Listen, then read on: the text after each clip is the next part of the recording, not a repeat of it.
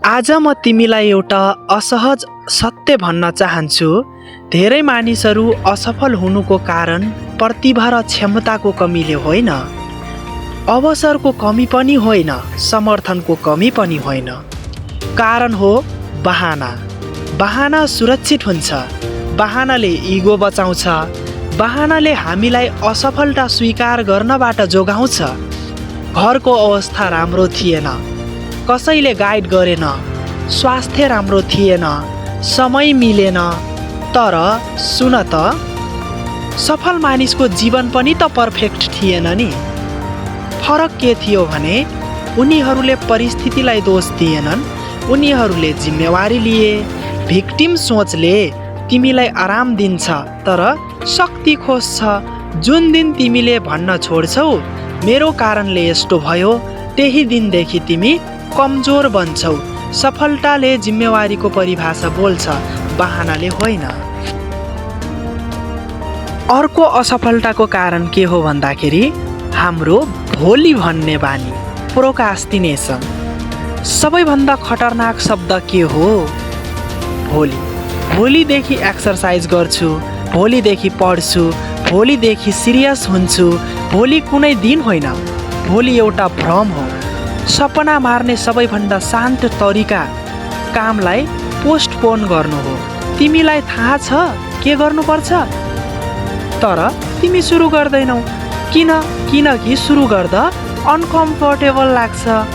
तर याद राख, सफल मानिस पर्फेक्ट मोमेन्टलाई पर्खँदैनन्, उनी इम्पर्फेक्ट मोमेन्टमै काम सुरु गर्छन्। भोलि गर्ने बानीले जीवनभर तिमीलाई औसत बनाउँछ। आज सानो सुरु गर। अर्को असफलताको कारण हो समय बर्बाद गर्ने बानी। तिमी भन्छौ समय छैन, तर स्क्रिन टाइम चेक गर। मोबाइल तिम्रो शत्रु होइन, तर अनकन्ट्रोल्ड एटेन्सन तिम्रो शत्रु हो। सफल मानिसले समय म्यानेज गर्दैन, उनी ध्यान म्यानेज गर्छ। 24 घन्टा सबैलाई बराबर छ साथीहरू। फरक के हो? कसैले 3 घन्टा ग्रोथमा लगानी गर्छ, कसैले 3 घन्टा स्क्रोलिङमा लगानी गर्छ। सुन, गरिबले पैसा गुमायो भने दुःख हुन्छ, तर समय गुमायो भने जीवन गुम्छ। त्यसैले साथीहरू, जीवनमा हामी सचेत रहनु पर्दछ। टाइम एउटा लग्जरी हो साथीहरू। तिमीलाई सर्टकट छैन, तिमीलाई कन्सिस्टेन्सी चाहिन्छ। सजिलो रोज्ने बानी। मानव दिमागले आराम खोज्छ, कम्फर्ट खोज्छ, तर ग्रोथ कम्फर्टमा हुँदैन साथीहरू।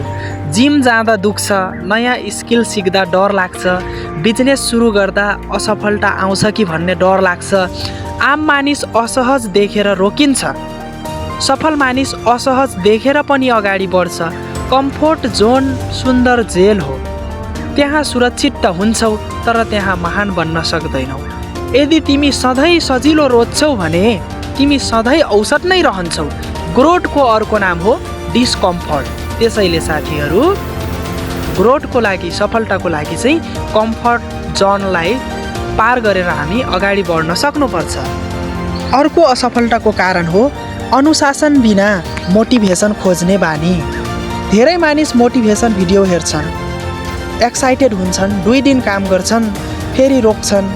किनकि उनीहरूले सिस्टम बनाएको हुँदैनन्। मोटिभेसन भावनामा चल्छ, अनुशासन निर्णयमा चल्छ।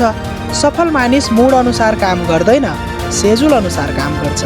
फिलिङ आएन भने पनि काम गर्छ, थाक्यो भने पनि काम गर्छ। यही हो फरक। सुन, तिमी असफल छैनौ, तिमी इन्कन्सिस्टेन्ट छौ। यदि तिमी आज यो बानी छोड्यौ भने जीवन बदलिन थाल्छ। अब साथी, निर्णय तपाईको हो। बहाना रोज्ने कि जिम्मेवारी, भोलि रोज्ने कि आज, कम्फर्ट रोज्ने कि ग्रोथ। किनकि सफलता ठुलो कामले होइन, दैनिक साना साना कामले र निर्णयले बन्छ। आज एउटा बानी बदल, जीवनको दिशा बदलिनेछ साथीहरू।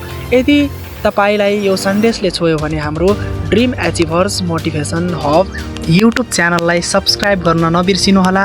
आगामी दिनमा पनि यस्तै भिडियो लिएर आइरहनेछौँ। त्यस बेलासम्मको लागि चाहिँ बिदा चाहन्छौँ। हस्, थ्याङ्क यू सो मच। शुभ दिन।